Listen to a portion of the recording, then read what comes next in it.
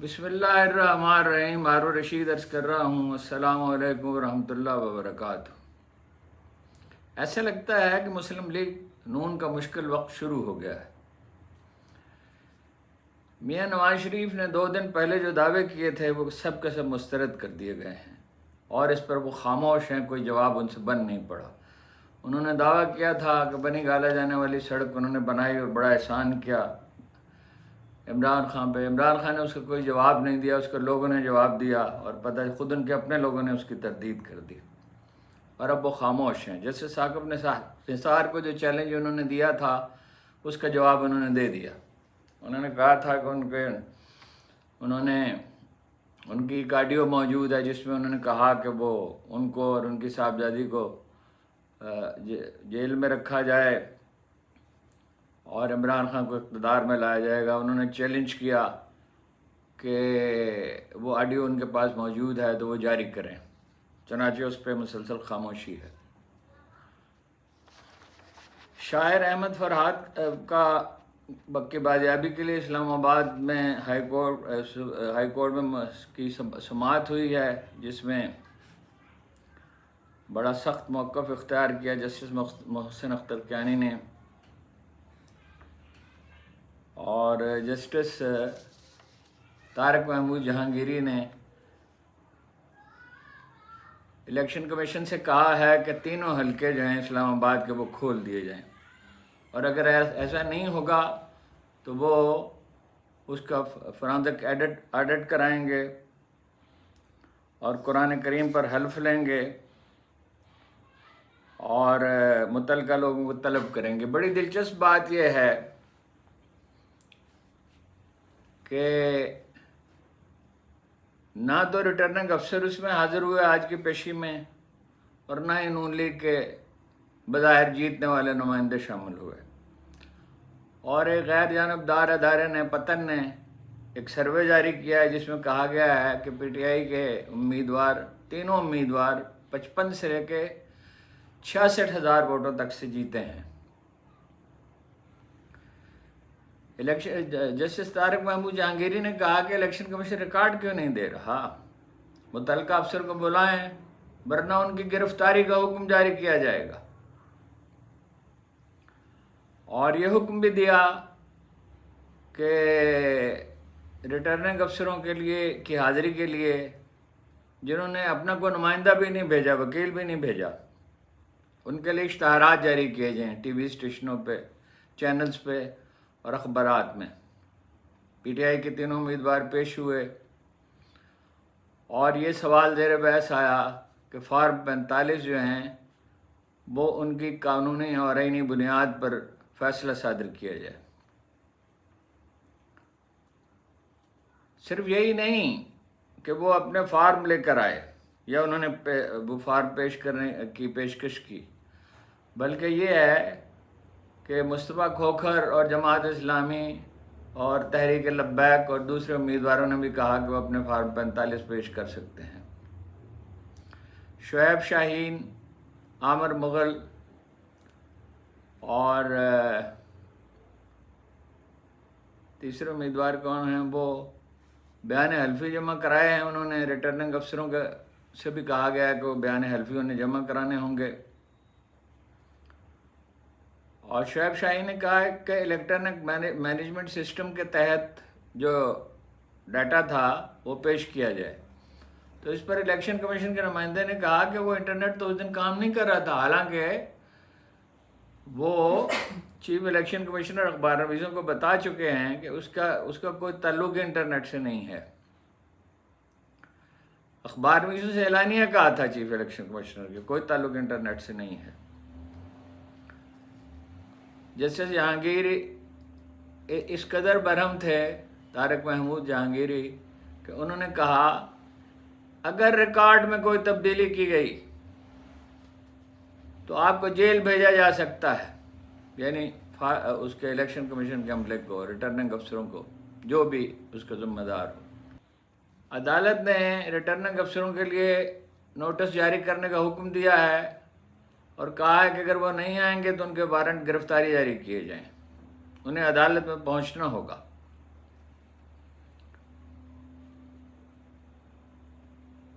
कोई जवाब भी जमा नहीं कराया नून लीग के उम्मीदवारों ने, आए भी नहीं, जवाब भी नहीं जमा कराया। जाहिर है कोई जवाब उनके पास था ही नहीं। पतन के सर्वे का मैंने आपसे जिक्र किया, ये भी कहा कि बैरून मुल्क से ऑडिट कराया जा सकता है। अब अगर ये फैसला हो गया कि फॉर्म 45 का बैरून मुल्क से ऑडिट कराया जाएगा, दोनों तरफ से जो पेश किए जाएंगे, तो और इस फैसले पर बाकी अदालतों ने उसकी ज़ाहिर है अगर पैरवी की तो ये तो किस्सा ही ख़त्म हो जाएगा। ना पंजाब की हुकूमत बरकरार रह सकेगी, ना मरकज़ की हुकूमत बरकरार रह सकेगी। इलेक्शन कमीशन का नुमाइंदा इसरार करता रहा कि हुकूमत एक कमीशन बना दे और वो इस पर फैसला करे, मगर जज साहब ने कहा कि फ़ैसला यहीं पे होगा, इसी अदालत में फ़ैसला सादर होगा, यहीं पे उठेगा शोर महशर, जज़ा व सज़ा भी यहीं पे होगी। बज़ाहिर ऐसा लगता है। इसी तरह जस्टिस आमर फारूक ने, इस्लामाबाद हाई कोर्ट के चीफ जस्टिस ने 190 मिलियन पाउंड के केस में 3 अखबार नवीसों को वहाँ जाने से रोक दिया गया था, समी इब्राहिम समेत। समी इब्राहिम के बारे में कहा गया कि वो किसी चैनल में नहीं है। तो जज साहब ने कहा मैं सब जानता हूँ, और ये है कि अखबार नवीसों को वहाँ, ये हुक्म है अदालत का, अखबार नवीसों को वहाँ जाने की इजाज़त देनी होगी, वरना मैं इस्लामाबाद की पूरी पुलिस पे पाबंदी लगा दूंगा। शायर अहमद फराज की बाजियाबी के लिए इस्लामाबाद हाई कोर्ट में समाअत हुई। वजारत दफा के नुमाइंदे ने बताया कि वो ISI के पास नहीं है। अदालत ने हुक्म दिया था कि बयानात लिए जाएँ उस पर ISI के सरबराह के और सेक्टर कमांडर के। इस पर जज साहब ने कहा कि ऐसा लगता है कि मामला ISI और MI के हुदूद से बाहर, दायरे इख्तियार से बाहर निकल गया। ईमान मज़ारी ने, जो वकील हैं, उनकी अहमद फरहाद की, उन्होंने कहा कि उनके टेलीफोन से, अहमद फरहाद के टेलीफोन से मैसेज भेजा गया कि पटिशन वापस ले लें, दरख्वास्त वापस ले लें अदालत से, और ये कहें कि वो अपने तौर पे गए थे और ख़ुद वापस आ जाएंगे। डराया धमकाया भी गया और कहा कि उन्हें छोड़ दिया जाएगा, धमकियां भी दी गईं। इस पर जज साहब ने कहा कि बुला लूँगा मैं सेक्रेटरी डिफेंस को, हत्ता कि वज़ीर आज़म को भी बुला सकता हूँ। आज़म नज़ीर तारड़ ने कहा, वज़ीर कानून ने, कि अदालती रिमार्क्स पे मुझे बड़ा सदमा हुआ है, बड़ी तकलीफ पहुँची है। जनाब जज ने कहा, जस्टिस मोहसिन अख्तर कैनी ने, कि डरें उस वक्त से जब हम सब अगवा हो जाएंगे। पुलिस अफसर से उन्होंने पूछा क्या अहमद फरहाद दहशतगर्द है, क्या वो भारत से आया है, क्या उसका कोई और जुर्म है। इस पे पुलिस अफसर ने कहा नहीं जनाब, दहशतगर्द तो वो नहीं है। तो ईमान मज़ारी ने कहा कि अपना राजीनामा करने की कोशिश की गई है उसके, बल्कि झूठे दावे किए गए हैं उनके अल्फाज में।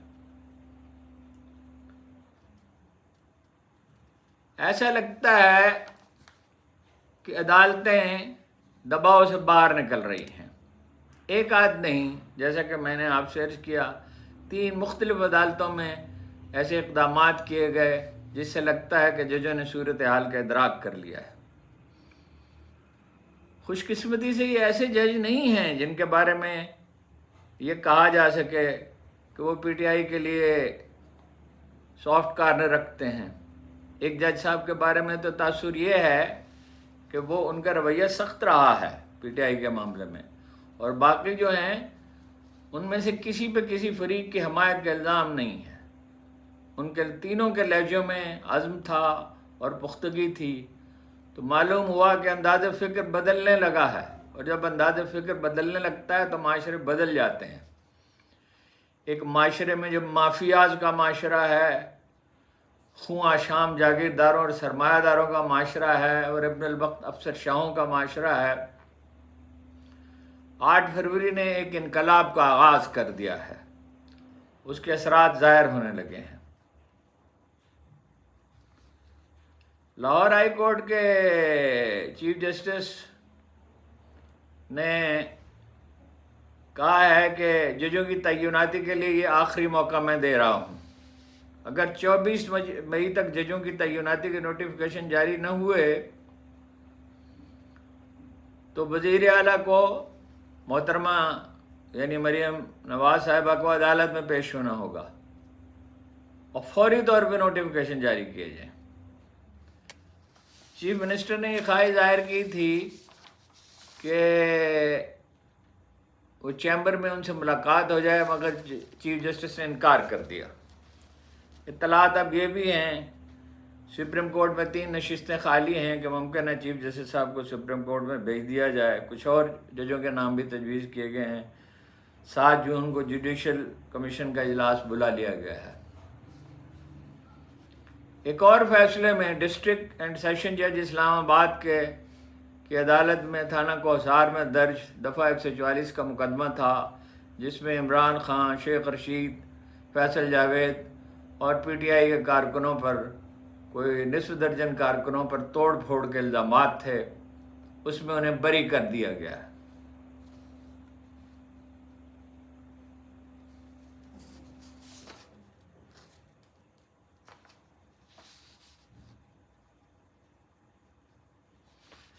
تحریک انصاف کے کارکن سید مجاہد شاہ کی میت ان کی رہائش گاہ پر پہنچا دی گئی. آج 9 مئی کے مقدمے میں گرفتار تھے. 1 سال 2 مہینے کے بعد 11 مئی کو انہیں رہا کیا گیا، ہاسپٹل میں داخل کیے گئے، مگر آج وہ جان کی بازی ہار گئے.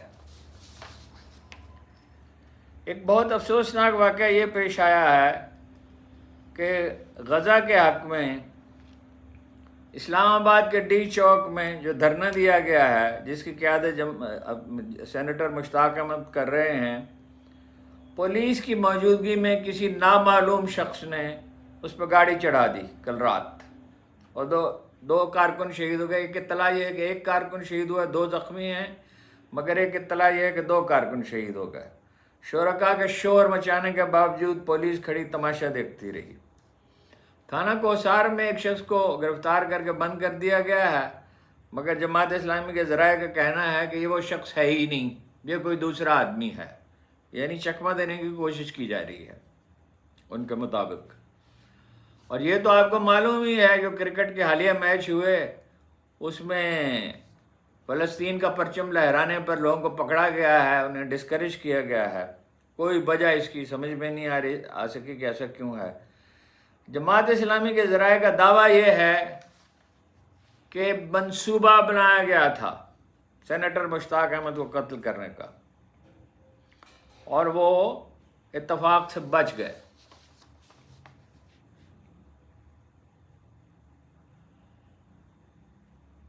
پانچویں تو یہ اپنے جو ٹرمینل تھا اس کا توسیعی منصوبہ تھا تربیلا ڈیم کا، اس پر کام کرنے والی مشاورتی فرم TSC نے کام بند کر دیا گیا. اس کے مینیجر مارک گل اور جو کنسلٹنٹ بھی ہیں وہ واپس چلے گئے ہیں اپنے وطن. کئی ماہ سے بابڈا کے ساتھ ان کا مالی تنازع چل رہا تھا، ادائیگیاں نہیں ہو رہی تھی ان کے بقول، اور بابڈا والوں کا کہنا ہے کہ تنخواہیں اور معاوضے زیادہ تھے. ظاہر ہے کسی ایگریمنٹ کے تحت یہ کام شروع ہوا ہوگا، اس پہ بابڈا کو وضاحت کرنی چاہیے. اس سارے پس منظر میں جو فارم 45 اور 47 پہ جاری ہے، جو بحث ہو رہی ہے، اس میں شاہد خاقان عباسی نے صاف الفاظ میں یہ کہا ہے کہ پورے ملک کا الیکشن چوری کیا گیا ہے، پورے ملک کا الیکشن۔ آج جو حکومت پارلیمنٹ میں بیٹھی ہے اس کے پاس کوئی مینڈیٹ ہی نہیں ہے، اور اگر مینڈیٹ نہیں ہے تو وہ حکومت کیسے کر سکتی ہے؟ پیپلز پارٹی تو شاید بچ نکلے اس حد تک کہ اندرون سندھ اپنی کچھ سیٹیں بچا لے، لیکن اگر فارم 45 کی سکروٹنی شروع ہو گئی اور فرانزک آڈٹ شروع ہو گیا جس کا مطالبہ کر رہی ہے تحریک انصاف، اور جج صاحب نے کہا کہ یہ کیا جا سکتا ہے، اس کا حکم دیا جا سکتا ہے، تو نون لیگ کے پاس تو 17 سیٹیں بچیں گی، 16 بچیں گی، 20 بچیں گی، 25 بچیں گی، تو ان سیٹوں سے تو حکومت قائم نہیں ہو سکتی۔ غزہ کے جنگی جرائم پر عالمی عدالت انصاف نے اسرائیلی وزیر اعظم نیتن یاہو کے وارنٹ جاری کر دیے گئے ہیں۔ حماس کے 3 رہنماؤں کے بھی وارنٹ جاری ہوئے ہیں جس میں اسماعیل ہنیہ شامل ہیں۔